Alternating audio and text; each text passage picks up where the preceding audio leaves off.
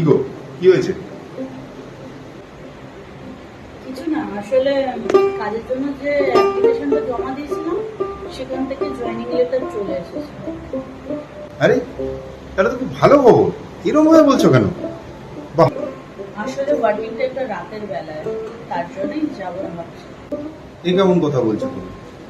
যে কাজের জন্য তুমি এত চেষ্টা করেছো, এত পরীক্ষা দিয়েছো, সেটা আর শুধু রাতের বেলা ডিউটির জন্য তুমি পিছু হটে আসছো?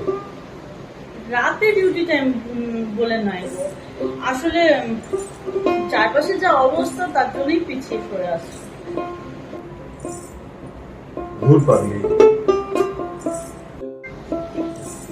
বিকৃত মস্তিষ্কের অমানসিকতা চিন্তা করে তুমি পিছিয়ে এসো না।